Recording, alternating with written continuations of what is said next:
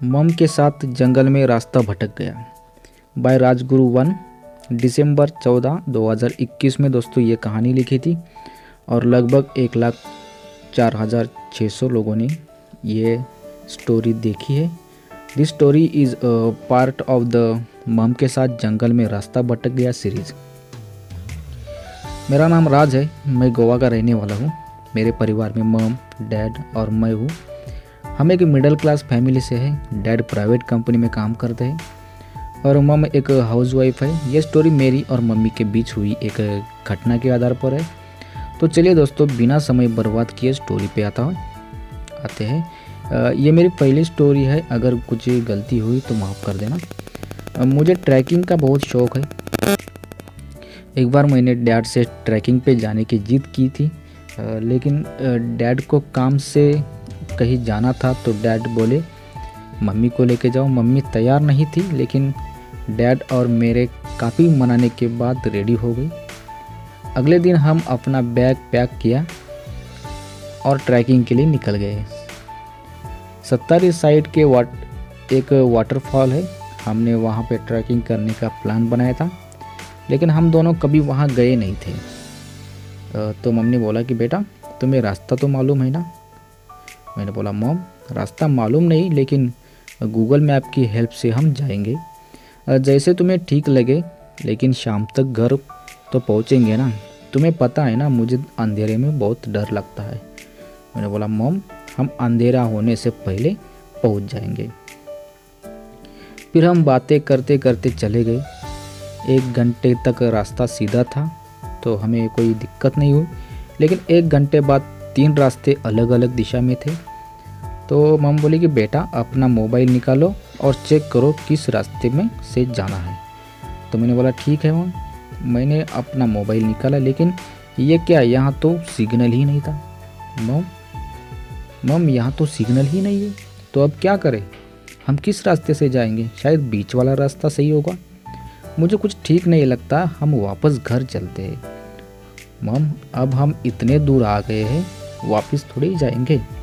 तो फिर क्या करें? अगर हम रास्ता खो गए तो इतने बड़े जंगल में कहाँ जाएंगे? नहीं, मुझे वाटरफॉल देखना ही है। किसी और दिन आएंगे प्लानिंग करके। नहीं मम हम इतना तो चल के आए हैं, मुझे वापस नहीं जाना। तो अब क्या करें? एक काम करते हैं, थोड़ा आगे चल के देखते हैं। अगर लगा कि रास्ता खो गए तो वापस आएंगे। मम बोले ठीक है।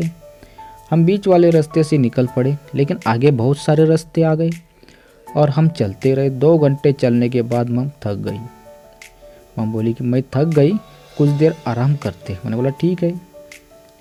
फिर हमने थोड़ा खाना खाया जो अपने साथ हम लेके आए थे। एक पेड़ के नीचे बैठ गए। बेटा मुझे तो लगता है हम वापस चलना चाहिए अब। मैंने बोला नहीं मम कुछ देर चलते हैं, फिर भी नहीं मिला तो वापस आएंगे। हम बोले ठीक है। फिर हम आगे बढ़ने लगे। चलते चलते कब शाम हो गई पता ही नहीं चला। अब तो शाम हो गई और वाटरफॉल का कोई पता नहीं था। अब तो घर चलो, नहीं तो अंधेरा हो जाएगा। मुझे भी अब लगता है घर चलना चाहिए, रास्ता ही नहीं मिल रहा है। फिर हमने सोचा कि घर चलना ही ठीक रहेगा। कुछ देर में अंधेरा होगा और मम को अंधेरे से बहुत डर लगता है। हम वापस चलने लगे, लेकिन हम बहुत दूर गए थे और रास्ता भी झाड़ियों से था। और आपको तो पता ही है जंगल में सब रास्ते एक जैसे ही लगते हैं। हम चलते चलते अंधेरा हो गया। मम बोली मैंने बोला था ना, अब क्या करें? अंधेरा भी बहुत हो गया है और कुछ ठीक से दिख भी नहीं रहा है, अब क्या करें? मैंने बोला मम सब मेरी गलती है, हमें आना ही नहीं चाहिए था। तो मम बोली मुझे तो बहुत डर लग रहा है अब। मैंने बोला डरो मत, मैं हूँ ना। लेकिन अब घर कैसे जाएंगे ऐसे अंधेरे में? मैंने बोला लगता है आज की रात जंगल में ही काटनी पड़ेगी। हम बोली क्या तुम पागल तो नहीं हो गए? इस घने जंगल में, वो भी बिना सामान के? मुझसे नहीं होगा। मैं बोला मम और कोई रास्ता भी नहीं है, लेकिन हम सोएंगे कहाँ? मैंने बोला टॉवल बिछा के, और कुछ कर भी तो नहीं सकते। मम बोली कहाँ फंसा दिया यार तुमने। मैंने बोला सॉरी मम, मेरी वजह से तुमने बहुत तकलीफ सहनी पड़ रही है। आज के बाद कभी किसी चीज़ के लिए जिद नहीं करूँगा। मैं बोली तुम बुरा मत मानो, मैं आज की रात एडजस्ट कर लूँगी। फिर हमने कुछ खाना बचा था वो खा लिया और 2 टॉवेल अलग अलग बिछा के लेट गई। मम बोली बेटा मुझे डर लग रहा है, क्या तुम साथ में सो नहीं सकते? मैंने बोला ठीक है मम।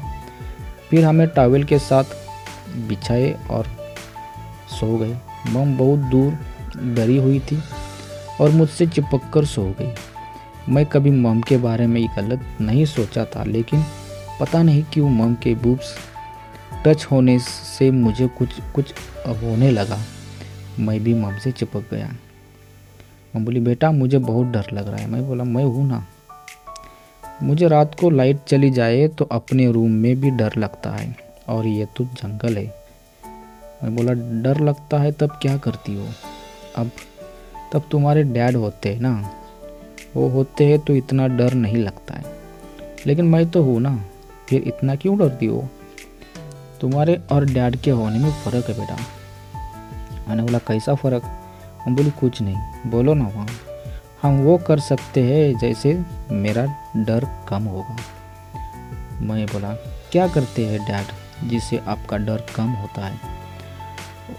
वो मैं तुम्हें नहीं बता सकती। मैंने बोला क्यों? शादी के बाद पता चलेगा, अभी बताओ ना मॉम। मैं आपका डर कम करूँगा, तुम नहीं कर सकते। मैंने बोला क्यों? ये सिर्फ तुम्हारे डैड कर सकते। ठीक है मत बताना, अब सो जाओ। मुझे नींद नहीं आ रही थी। क्यों तुम्हें भी डर लग रहा है क्या? मैं बोला नहीं। मैं बोली फिर? मैं बोला मम आपके ये टच हो रहे हैं। मम बोली ये मतलब? मैंने बोला वो आपके, मेरे क्या? मैंने बोला बूब्स। तो मुझे कुछ हो रहा है। क्या हो रहा है? पता नहीं। ठीक है फिर मैं दूसरी तरफ मुंह करके सोती हूँ। नहीं मॉम, मेरा मतलब कि मुझे अच्छा लग रहा है, मुझे इन्हें छूने का मन हो रहा है। फिर क्या होगा माँ बेटे के बीच? ये स्टोरी अगले वीडियो में देखेंगे दोस्तों। आपको ये मेरी स्टोरी कैसे लगी ज़रूर बताना और कमेंट करके ज़रूर बताना। दोस्तों अगली स्टोरी देखने के लिए आप मेरे डिस्क्रिप्शन में जा सकते हैं और वो स्टोरी देख सकते हैं। आगे की स्टोरी बहुत ही मज़ेदार है दोस्तों, आप देख सकते हैं।